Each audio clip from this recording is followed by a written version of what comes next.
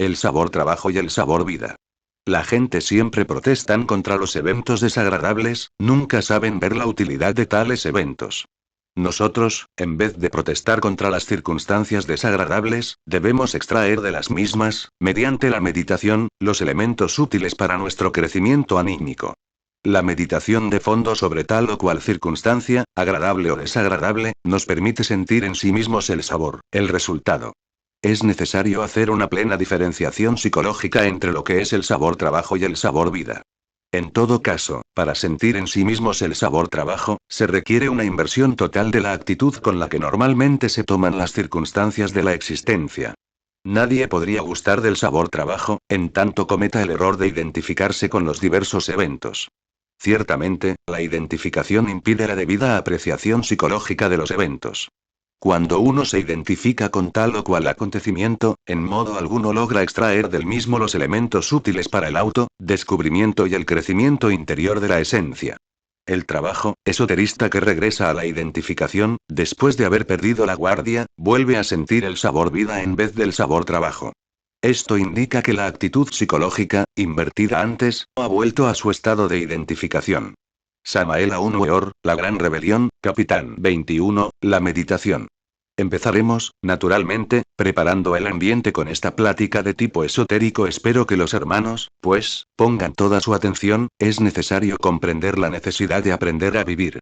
Las experiencias de la vida diaria son muy útiles. Desafortunadamente, las gentes las repudian, las enjuician, las detestan, etc. Muchos se quejan de sí mismos y de los demás, y se asombra uno de ver cómo es que las gentes subestiman las experiencias. Nosotros debemos actuar a la inversa.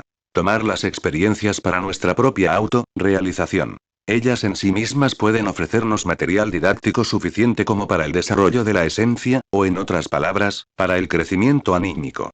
Así, pues, las experiencias resultan ciertamente magníficas en todo sentido. No es posible sacar material didáctico para el desarrollo de la consciencia de cualquier otro lugar que no sea de las experiencias. Por eso es que quienes las repudian, o quienes protestan contra las dolorosas experiencias de la vida, obviamente se privan de lo mejor. Se privan, precisamente, de la fuente viva que puede conducirlo al robustecimiento de la vida anímica.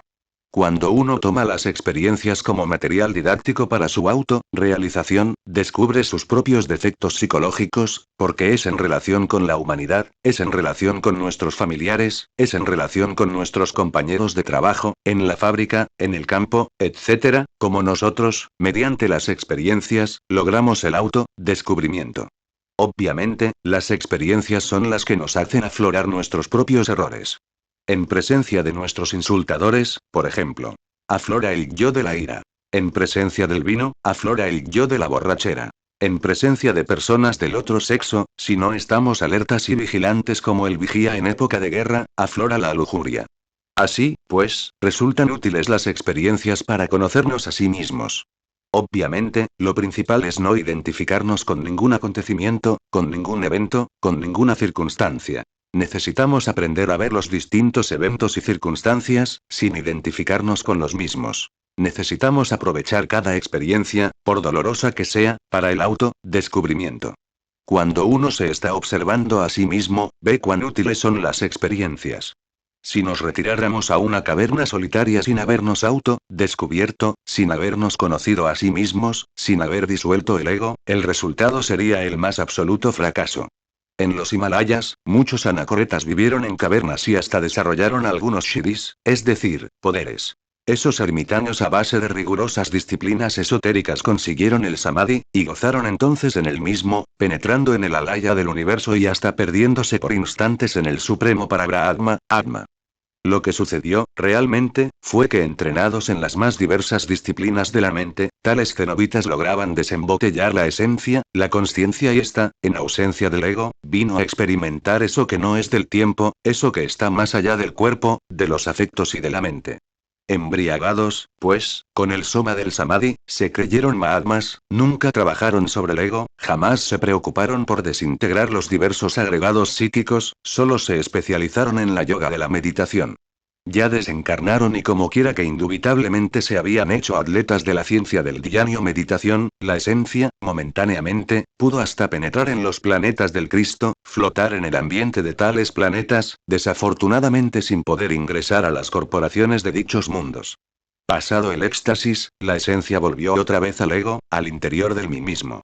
Posteriormente retornaron, regresaron, se reincorporaron, y ahora son en el mundo occidental, personas vulgares, comunes y corrientes, y tanto en el Oriente como en el Tíbet, se les sigue aún todavía venerando como a santos. Es necesario entender la necesidad de desintegrar el ego, y no sería posible esto si no aprovecháramos las duras experiencias de la vida. Hay personas, también, que después de un trabajo de observación constante con los distintos eventos de la existencia, se olvidan del trabajo. Entonces las experiencias vuelven a ser tomadas como antes.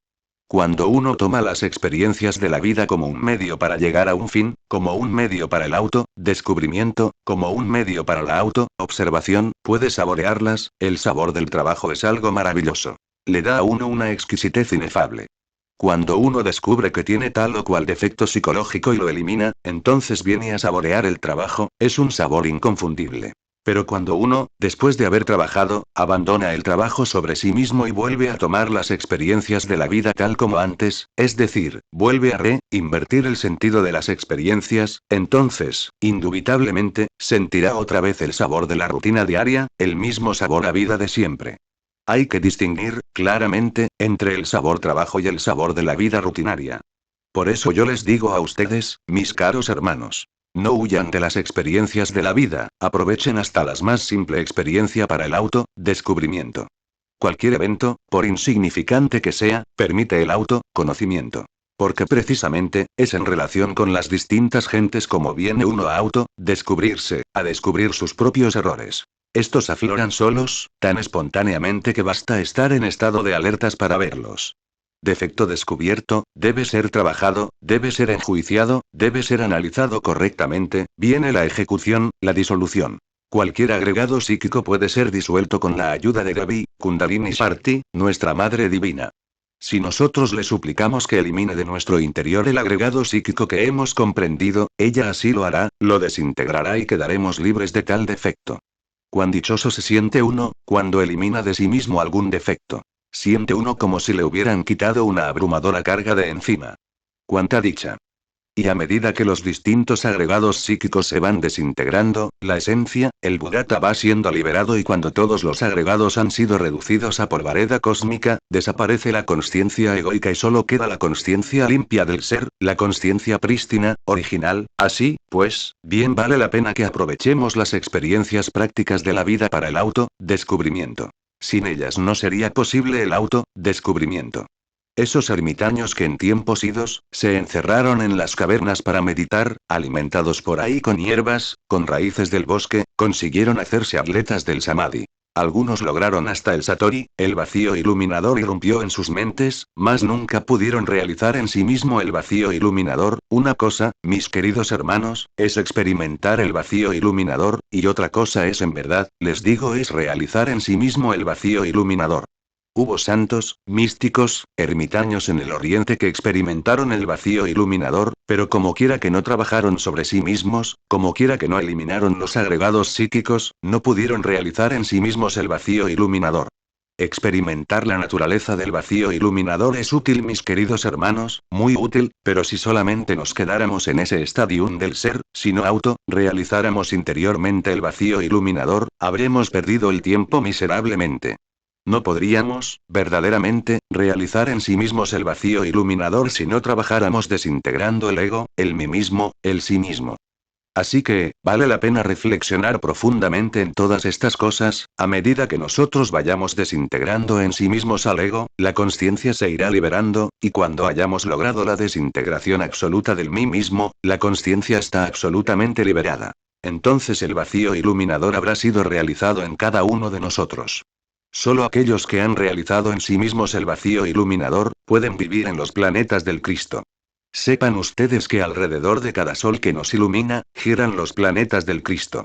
Ellos son de naturaleza espiritual, no material. Hay dos naturalezas. La una, es mutable, pasajera, perecedera, es la naturaleza del mundo físico. Mas hay otra naturaleza. La naturaleza de los planetas del Cristo, que es inmortal, inmutable, imperecedera, terriblemente divina. En esos planetas viven las humanidades divinas, dentro de cada criatura de esas, mora el Cristo resplandece en cada criatura. Pero intentar convertirse en habitante de los planetas del Señor sin haber eliminado el ego, es absurdo. Querer eliminar el ego renunciando a las experiencias de la vida, es estúpido. El material didáctico para la auto-realización, no sale de ninguna otra parte sino de las experiencias de la vida.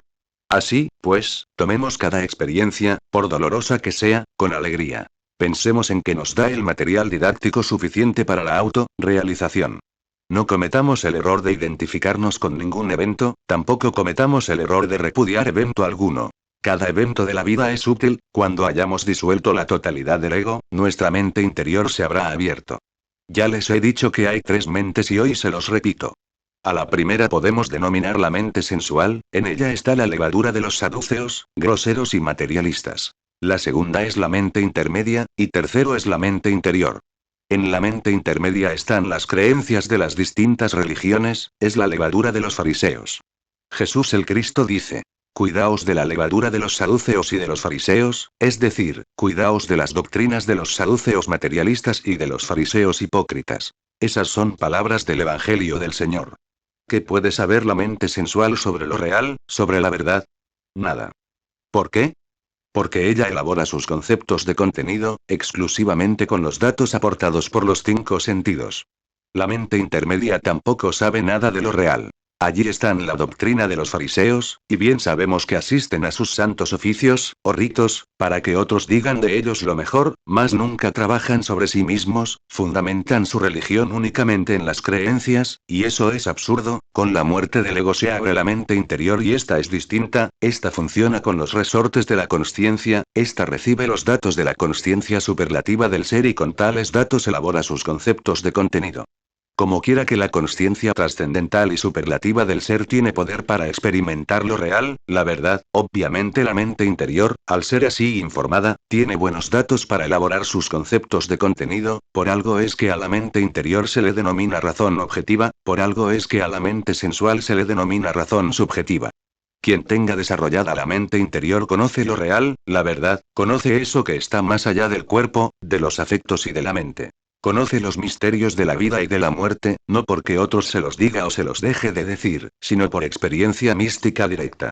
Quien tenga desarrollada la razón objetiva, es un iluminado. Mas hay 6 grados de desarrollo de la razón objetiva. Estos 6 grados se conocen por los tridentes que existen en los cuernos. ¿A qué cuernos me estoy refiriendo? A los cuernos de plata de los hierofantes, a los cuernos de Lucifer. Este Lucifer no es otra cosa que la reflexión del Logos. En nosotros, la sombra del Señor, ubicada dentro de nosotros mismos, en nuestro interior, para nuestro bien, ¿podríamos acaso ascender hasta el Gólgota del Padre, por otro camino que no fuera el cuerpo de Lucifer, las espaldas de Lucifer? Imposible. ¿Podría alguien, acaso, trabajar en la forja de los cíclopes sin el impulso de Lucifer? Imposible. Lucifer da el impulso. Si nosotros sabemos clavar la lanza en su costado, lo vencemos. Vencido el dragón, subimos utilizando su espalda como escalera, la tentación es fuego, el triunfo sobre la tentación es luz. Si logramos vencer a Lucifer, subimos de grado en grado por su espalda.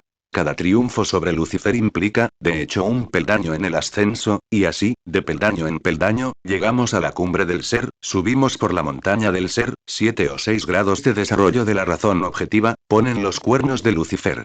Sí, allí está la base. Mientras uno tenga un tridente en esos cuernos, ya ha subido un grado. Y quien tenga 2 tridentes indica un segundo grado de desarrollo en su razón objetiva. Pero quien tenga los 6 grados, los 6 tridentes en sus cuernos, habrá alcanzado la perfección absoluta, y la razón objetiva del ser habrá llegado al sagrado enclave, y podrá permanecer en él, será perfecto y todos los coros de las egolatrias de este universo, los 4 grandes coros o grupos, le obedecerán, le venerarán. Tener los 6 grados de la razón objetiva es haber llegado a la absoluta iluminación, al conocimiento objetivo absoluto, sin lagunas, de los misterios de la vida y de la muerte, de los misterios del logos, de los misterios del abismo y del cielo. Es haber abierto, completamente, su mente a lo real. Por eso, quien llega al 6.º grado puede reposar en el sagrado ancla. Quien llegue al sexto grado, se encuentra tan solo a 3 grados de la infinitud que todo lo sustenta, y esto hay que saberlo entender. Quiero, pues, que los hermanos reflexionen profundamente en todo esto. Mucho se ha hablado sobre los chakras, discos o ruedas magnéticas del cuerpo astral. ¿Son útiles? Sí, son útiles, pero todas esas ruedas, chakras o discos magnéticos, etc., a pesar de ser tan maravillosos, pues nos permiten las extra percepciones, resultan en verdad como míseras bujías de sebo ante la razón objetiva del ser. ¿Puede la clarividencia, por ejemplo, ser muy hermosa? ¿Y quién negaría los poderes intrínsecos de los chakras? Más ellos, en sí mismos son como el fuego de un cerillo, comparado con la luz del sol, así son, si los comparamos con la iluminación que da la razón objetiva del ser. De manera que, ¿cuál es el máximo o los máximos poderes que el anacoreta gnóstico puede lograr? ¿Estarán en los chakras? ¿Dónde estarán? En verdad, hermanos, les digo que no están en los chakras. Entonces, ¿dónde están? Les digo, en verdad. Están en la razón objetiva del ser. Mas, para perfeccionar la razón objetiva del ser, se requiere la eliminación de los elementos subjetivos de las percepciones, o en otros términos, la eliminación de los yoes. Luego, si así procedemos, si nos resolvemos a pasar por la aniquilación budista, tan temida para los señores del teosofismo, entonces, y solo entonces, podremos reposar en el sagrado anclav. Hay dos psiquismos. El inferior, que está relacionado con los chakras, y el superior, que pertenece a la conciencia trascendental y superlativa del ser, a los valores étnicos de lo divinal, de los trascendental. A la cultura universal espiritual divinal, que el psiquismo inferior no cumpla finalidades. Sería absurdo negarlo. Si cumple algunas finalidades, que el desarrollo de los chakras sea inútil. No digo así. Es útil hasta cierto punto, pero no es todo. Cuando uno ha despertado conciencia y ha abierto en verdad la razón objetiva, y puede la razón objetiva o mente interior servir de instrumento a la conciencia, entonces la iluminación del ser es absoluta y supera a todos los chakras, pasa más allá de los chakras, entra en el terreno del hombre, del Buda, del iluminado Buda. Quiero que los hermanos comprendan este aspecto intrínseco, tan profundo. Quiero que entiendan también, por tal motivo, la necesidad de pasar por la aniquilación budista. Si así lo hicieren, no les pesará. Abrirán su mente interior y llegarán a poseer la iluminación. No quiero decir que antes no sea posible la experiencia del vacío iluminador. Es posible, como ya les he dicho, pero una cosa es la experiencia del vacío iluminador, y otra es la realización íntima del vacío iluminador. Cualquier anacoreta puede experimentar el vacío iluminador, pero eso no implica, forzosamente, la realización íntima del vacío iluminador. Nadie podría realmente realizar el vacío iluminador en sí mismo, en tanto no haya eliminado o desintegrado todos esos agregados psíquicos inhumanos que llevamos en nuestro interior. Vale la pena que comprendamos, pues, todo esto, que reflexionemos profundamente. En el proceso de desintegración del ego, hemos de sangrar profundamente, y necesitamos lavar nuestros pies con la sangre del corazón, si es que queremos quedar completamente puros. La realización íntima del ser es muy grave, gravísima. Ha de pasar uno por torturas espantosas. Muchas veces tiene uno que renunciar a lo que más ama, tiene uno que estar dispuesto a perder lo más querido, y repito, lavar los pies en la sangre del corazón. Necesita uno convertirse en algo diferente, en algo distinto. Hasta la misma identidad personal debe perderse. Esto quiere decir que un día, habremos de buscar nuestra misma identidad actual y ya no la hallaremos, se habrá perdido para nosotros mismos, porque nosotros nos habremos convertido en algo diferente.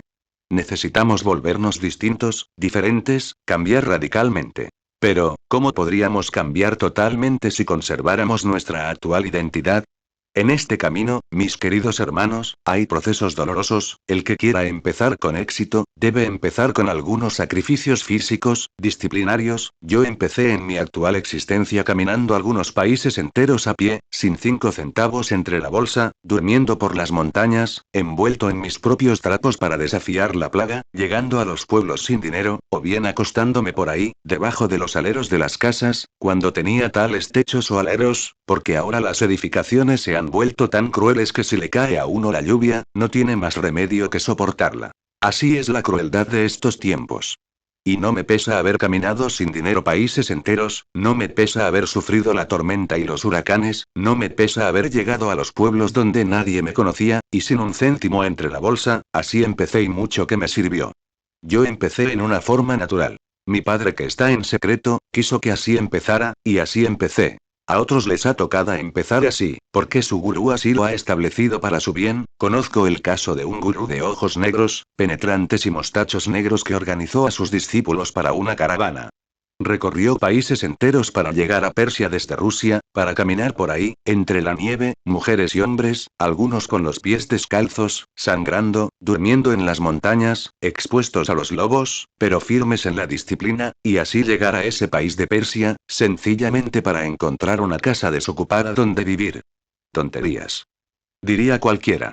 ¿Cómo es posible un viaje con un grupo de personas que están sufriendo, a través de las montañas y del hielo, durmiendo en la noche en las selvas, expuestos a los lobos y al invierno?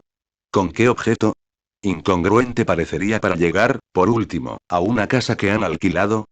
Pues para hacerlo no se necesita de todo eso, para eso se podría haber hecho el viaje en un maravilloso automóvil o en un avión. El gurú sabía lo que hacía. Si el discípulo viraba a la derecha, él gurú alaba a la izquierda, y si el discípulo alaba a la izquierda, el gurú, como el caballo, le alaba las riendas para que virara hacia la derecha. Y al sufrir un poco, sus discípulos se forjaron desde un principio en la dura disciplina, y resultaron magníficos. A mí me tocó también forjarme, en principio, en esa dura disciplina. Mi padre, que está en secreto, así lo quiso. No lo había entendido. Mucho más tarde, en el tiempo, lo entendí. Que él había seguido conmigo el mismo proceso que han seguido todos los gurujis de los tiempos idos, que sometían a los estudiantes, primero que todo, a esas duras pruebas, y no a duda de que fueron magníficos los estudiantes que por las mismas pasaron. Así, queridos hermanos, tenemos que ir eliminando de sí mismos muchas pésimas costumbres, hábitos adquiridos, que uno mismo ignora que los tiene. Movimientos mecánicos sin sentido, etc. Tiene uno que hacerse consciente de todos sus gestos y actitudes, y eliminar lo que no sirve. Todo esto requiere una observación muy rigurosa de sí mismos. En principio es conveniente esa dura disciplina de los viajes dolorosos y cruentos, de las torturas del camino, a fin de forjarse desde un principio como debe forjarse. En la lucha, no debemos desmayar, pues, en la cuestión de la auto-observación psicológica. En la medida en que uno se vaya auto-observando, va descubriendo cuántos yoes tenía, yoes que ignoraba que tenía, uno mismo se queda asombrado cuando se auto-descubre. ¿Qué diríamos de un caballero honrado, sincero, trabajador, magnífico ciudadano, intachable, incapaz de quitarle un céntimo a nadie, que de pronto descubra que en el fondo de sí mismo, posee unos cuantos yoes ladrones? Imposible. Diría cualquiera. No es posible. No, en esto no hay nada imposible. ¿Y qué diríamos de una dama honesta, magnífica esposa, virtuosa, entregada a su hogar, que de pronto, explorándose profundamente, descubriese en el fondo de sí misma, toda una legión de yoes prostitutas? Incongruente. Dirían muchos al oír la explicación de todo esto. Qué ilógico, qué paradójico. Pero en el terreno de la psicología profunda todo esto es posible. En el fondo de cada uno de nosotros hay una creación equivocada. Yoes de los antiguos tiempos, yoes que personifican errores espantosos, y lo más grave es que dentro de los mismos, esté embotellada la consciencia, siempre ella enfrascada, siempre ella procesándose en virtud de su propio embotellamiento. ¿Y cuál es el peor obstáculo que existe para la disolución del ego? Lujuria, sí, es una palabra terrible. Mas, ¿quién no la tiene? ¿Alguno de los aquí presentes podría decir que nunca ha tenido lujuria? Cuán difícil es desarraigarla de sí mismos. Cuando nosotros analizamos cualquier yo de lujuria, venimos a evidenciar que se procesa en cada uno de los tres cerebros, en forma diferente. En el cerebro, dijéramos, puramente emocional, se expresaría como amor. En el cerebro puramente motor, instintivo, sexual, a través del erotismo. En el cerebro exclusivamente intelectual, como planes, proyectos relacionados con el amor, o con el ser que se ama, o que se cree amar. Sin embargo, ve ahí que todos no son sino fenómenos de un mismo yo que se llama lujuria. Pero vean cuán distinto se manifiesta en el cerebro intelectual, qué otra forma asume en el corazón, y por último cuál es el modus operandi en el centro motor, instintivo, sexual, repito. En el centro motor, instintivo, sexual, como una pasión animal. En el corazón, la lujuria asume otra forma que podríamos denominarla como amor, como recuerdos de ese amor. Y es que cada yo tiene sus tres cerebros. El intelectual, el emocional y el motor, instintivo, sexual, eso es obvio.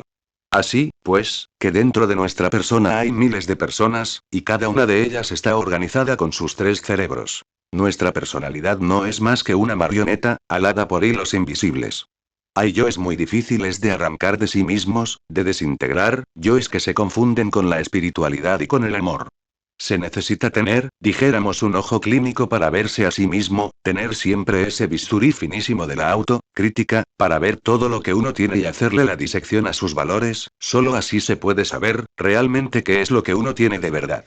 Se necesita mucha observación, mis caros hermanos. Somos espantosamente débiles y nos creemos muy fuertes, somos criaturas de exageradamente perversas.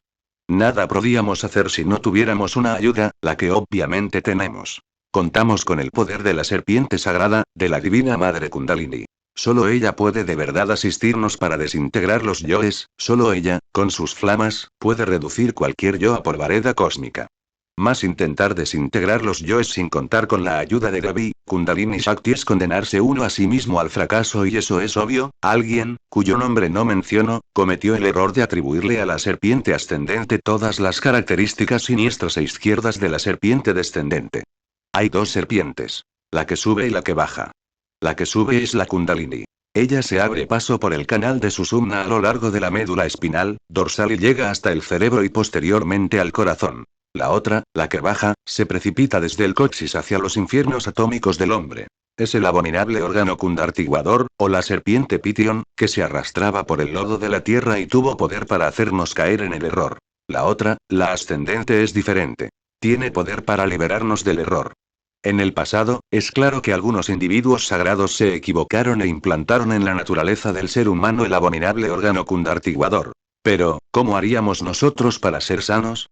Habría que implantar en el organismo humano otro órgano como el cundartiguador, pero que sea positivo, luminoso, antitético, opuesto al cundartiguador. Existe, es cierto, y es la Kundalini. La misma palabra lo dice. Kunda, Lini. Kunda nos recuerda al abominable órgano cundartiguador, Lini significa fin, fin del órgano cundartiguador, esto es ascendiendo la serpiente Kundalini, el abominable órgano cundartiguador queda reducido a polvareda cósmica. En el Génesis aparece la serpiente tentadora del Edén, la horrible Pitión de 7 cabezas que se arrastraba por el lodo de la tierra y Apolo irritado, hirió con sus dardos. Más también aparece en la sabiduría antigua, Moisés y la serpiente de bronce que se enroscaba en la Tauro Limgan generador, esa es la Kundalini. Gurdjieff cometió el error de confundir a la Kundalini con el cundartiguador, a la serpiente que sube con la que baja, y liga a la que sube con los siniestros poderes tenebrosos de la serpiente descendente. He ahí su error, y he ahí la causa por la cual sus discípulos no lograron disolver los yoes. Esa fue su gran equivocación, a base de mera comprensión, no es posible disolver los yoes. No niego que con el cuchillo de la consciencia, comprendiendo vivamente cualquier yo, podemos separarlo de sí mismos, de nuestra psiquis, pero eso, mis queridos hermanos, no es suficiente porque el yo separado de nuestra psiquis, continuará vivo, no se resignará a permanecer lejos de casa, intentará una y otra vez volver a ocupar su lugar, se convertirá en un demonio tentador. Hay que desintegrar el yo que con el cuchillo de la consciencia hayamos separado de sí mismos y nadie puede desintegrarlo con otro poder que no sea el poder de la divina madre Kundalini. Solo ella puede reducirlo a cenizas, a polvareda cósmica. Así pues, lo fundamental, mis queridos hermanos, es morir en sí mismos, definitivamente, para poder abrir la mente interior y gozar de la razón objetiva, que es visión verdadera de lo real, experiencia íntima del ser, visión búdica trascendental, divinal, más allá del cuerpo, de los afectos y de la mente subjetiva. A medida que ustedes vayan digiriendo todo esto, irán comprendiendo también la necesidad de vivir alertas y vigilantes, como el vigía en época de guerra, trabajando siempre en forma constante. Así como están, como se encuentran en estos precisos momentos, ustedes no sirven para nada. Tienen una creación equivocada, manifestándose a través de su falsa personalidad. Espiritualmente están muertos, no tienen realidad ninguna. Así como están todos ustedes deben dejar de existir, porque si continúan existiendo así como están, tendrán que ingresar en la involución mineral de las entrañas de la Tierra. Así como están muertos espiritualmente, no poseen la razón objetiva del ser, no han conseguido la iluminación, yacen como sombras entre las profundas tinieblas. ¿Cuál es la realidad de ustedes?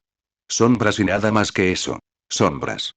Necesitan abrir la mente interior, y para ello tienen que dejar de existir como míseras sombras, tienen que volverse despiadados consigo mismos, porque hoy por hoy ustedes se quieren mucho a sí mismos, se consideran demasiado. Pero, ¿qué es lo que ustedes quieren? ¿Su querido ego, su desnudez, su miseria interior, las tinieblas en que se hallan? No, hermanos, reflexionen profundamente, reflexionen. Deben dedicarse a trabajar intensamente sobre sí mismos, deben comprender el proceso de la lujuria, que es el peor enemigo de la disolución del ego, el peor enemigo de la eliminación. ¿Quién no la tiene? ¿Quién no la ha tenido? Sin embargo, hay que reducirla a cenizas. ¿Algún hermano tiene algo que preguntar? A Gurdjieff se le llama maestro. ¿Él trabajó en la novena esfera, o solo trabajó en la disolución del ego mediante la comprensión? Trabajó en la novena esfera, fabricó los cuerpos existenciales superiores del ser, pero no logró la disolución total del ego, porque rechazó a su divina madre. ¿Cómo puede disolver el ego el hijo ingrato? El hijo ingrato no progresa en estos estudios. Primero que todo, antes de llegar al padre, tenemos que llegar a la madre, eso es obvio. ¿Algún otro hermano tiene algo que preguntar en relación con el tema? Maestro. ¿Por qué siendo Gurdjieff discípulo suyo, no sabía que el único camino para disolución del ego es el de la divina madre Kundalini? Ciertamente, él se olvidó de su madre. En antiguas existencias estuvo bajo mi instrucción, pero en su existencia última, pues él, como quiera que estaba lejos de mí, se olvidó también de su divina madre. Ese fue su error, ese. Sin ese poder foático, nadie puede desintegrar los agregados psíquicos, nadie por sí solo puede lograr nada. El cuchillo de la consciencia permite a uno separar los yoes que ha comprendido, separarlos de su psiquis, pero eso no significa disolución. Repito. Tales yoes lucharán incesantemente por volver a acomodarse dentro de la máquina orgánica. ¿Hay algún otro hermano que tenga algo que preguntar? No quiero que ustedes dejen de preguntar, porque si uno no pregunta, no comprende. Hay veces que es necesario preguntar. Así Parsifal en su primera llegada al castillo de Monsalvat trascendente, no llegó a ser rey del Grial por no haber preguntado el porqué de los dolores de Anfietas. De manera que siempre que hay que preguntar, maestro, ¿cuántos procesos se requieren para llegar a adquirir la razón objetiva del ser? Para llegar a la razón objetiva hay 6 grados. Obviamente, la razón objetiva tiene 6 grados, pero el más elevado de los 6 grados pertenece al sagrado enclave, y se encuentra a 3 pasos de la infinitud que todo lo sustenta. Ahora, ¿cuántos procesos incluye? Tienes primero que morir completamente en ti mismo. Si no desintegras el ego, no desarrollas la razón objetiva, pero a medida que vas avanzando profundamente en la destrucción del mí mismo, la razón objetiva del ser se va abriendo. Cuando logres el 100% de la disolución del ego, la razón objetiva del ser, en ti mismo habrá llegado a plenitud de la perfección. Entonces estarás iluminado, iluminado absolutamente, y conocerás por experiencia vivida, directa, todos los misterios del universo, nada ignorarás, y tendrás todos los poderes del cosmos. Esto está más allá de los chakras. Los chakras, repito, no son sino como pálidas luces ante la luz del sol. Son útiles, pero muy incipientes. Salimos nosotros de aquí, agarramos nuestro carrito, de pronto, más adelante alguien nos rebasa por la derecha, se nos atraviesa. Bueno, si no decimos nada, por lo menos tocamos el claxon en señal de protesta. Aunque sea haciendo sonar el claxon, pero protestamos. Que alguien nos dice algo en un momento en que abandonamos la guardia y seguro que protestamos, ponemos objeciones. Es muy difícil, espantosamente difícil, no poner objeciones. En el mundo oriental, esto se ha reflexionado profundamente. También en el mundo occidental. Yo creo que hay veces en que hay necesidad de apelar a un poder que sea superior al de nosotros, si es que queremos libertarnos de esa cuestión de las objeciones. En cierta ocasión en que iba un monje budista caminando por allá por las tierras esas del mundo oriental, en un invierno espantoso lleno de hielo y de nieve y de bestias salvajes, claro, esto le proporcionaba sufrimientos al pobre monje, naturalmente protestaba, ponía sus objeciones. Pero tuvo suerte el pobre. Cuando estaba desmayándose, en meditación se le aparece Amitae, es decir, Amitabha, en realidad de verdad, es el dios interno de Gautama, el Buda Sakyamuni, y le entregó un mantrams para que pudiera, pues, sostenerse fuerte y sin hacer objeciones. Algo que le ayudase para no estar protestando a cada rato contra sí mismo, contra la nieve, contra el hielo, contra el mundo. Ese mantra es utilísimo, se los voy a vocalizar bien para que los graben en su memoria y para que quede grabado también en estas cintas que traen ustedes aquí, en sus grabadoras. Gaate, gaate, gaate. Mejor es que se los deletree. G-A-T-E-S Mantrams. Tengo entendido que le permitió a aquel monje budista abrir el ojo de Brahma, eso es interesante. Se relaciona con la iluminación interior profunda y con el vacío iluminador. Hubo necesidad de esa ayuda, pues, porque no es tan fácil dejar de poner objeciones. Un momento que descuide uno la guardia y está poniéndole objeciones a todo. A la vida, al dinero, a la inflación, al frío, al calor, etcétera, etcétera, etcétera. Muchos protestan porque está haciendo frío, protestan porque está haciendo calor, protestan porque no tienen dinero, protestan porque los pican los mosquitos, por todo están protestando. Cuando uno, en realidad de verdad, vive haciendo objeciones, se perjudica horriblemente, porque lo que ha ganado por un lado, disolviendo el ego, por otro lado lo está destruyendo con las objeciones. Si uno está luchando por no sentir ira, pero si está poniendo objeciones, pues obviamente vuelve y coge fuerza el demonio de la ira, que está haciendo uno la lucha terrible por eliminar el demonio del orgullo, pero si pone objeciones a la mala situación, a esto a aquello, pues vuelve a fortificar ese demonio. Que está haciendo uno esfuerzos para acabar con la abominable lujuria, pero si pone objeciones en un instante dado. Que porque la mujer no quiere tener relaciones sexuales con él, o la mujer que porque el hombre no la busca y 50.000 objeciones así por el estilo, pues está fortificando el demonio de la lujuria. De manera que si por un lado estamos luchando por eliminar los agregados psíquicos y por el otro lado los estamos fortificando, sencillamente nos estancamos. Así que, si ustedes quieren, en realidad de verdad, desintegrar los agregados psíquicos, tienen que terminar con esa cuestión de las objeciones. Si no proceden en esa forma se estancan inevitablemente, no progresarán en modo alguno.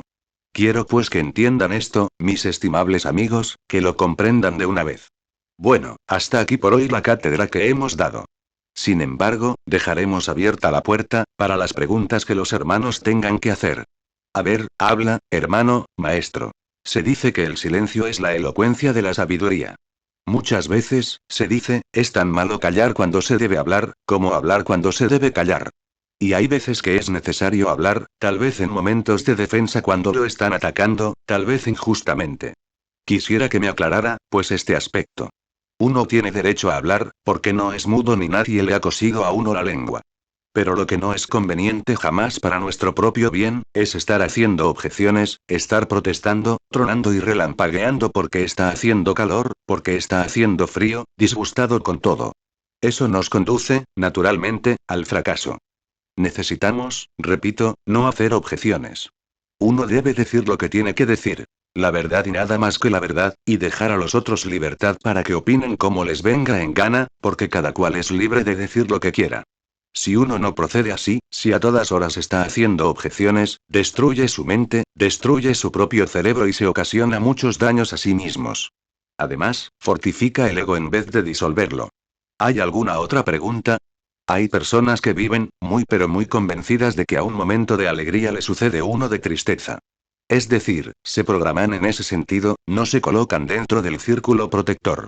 Evidentemente, a esas personas les sucede eso, pero de una manera infalible, matemática. Tanto es así, que no disfrutan de los momentos de alegría porque ya, fatalmente, están temiendo el momento de tristeza. Quisiera que nos aclarara un poquito esto. Esas personas se dan cuenta, realmente, que todo en la vida tiene dos caras, pero desafortunadamente no se colocan en el centro del círculo, no se colocan en el Tao. Cuando uno está en el Tao, sabe que ve pasar alrededor de sí mismo, alrededor de su propia consciencia, dentro de sí mismos, todos los acontecimientos de la vida con sus dos caras, y sabe que son pasajeros. Obviamente, entonces no se identifica ni con una cara ni con la otra. Reconcilia los opuestos mediante la síntesis. Tengamos el caso de que alguien, por ejemplo, está en una gran fiesta, muy contento, muy alegre. Empero, ese alguien sabe que a todo momento de alegría, le sucede uno de dolor. Mas si esa persona está ubicada en el centro, en el Tao, entonces reconcilia los opuestos dentro de sí mismo, en su propio ser, en su propia consciencia. Dice. Sé que a toda alegría le sucede una tristeza, mas a mí nada de esto me afecta, porque todo es pasajero, todo pasa. Por lo tanto, puede perfectamente vivir ese acontecer como debe ser. Una reflexión así le permitirá a tal persona estar en el evento sin preocupación alguna. Está consciente, sabe que está en un momento pasajero, no lo elude, lo entiende, conoce sus dos caras. Sencillamente, vive a conciencia. Al reflexionar una persona así, actúa en la misma forma en que actúa el corazón, cuando en el diástole se abre y recibe, acumula, organiza, elabora para luego entrar en actividad con el sístole, paz inverencial. Samael Aun Weor.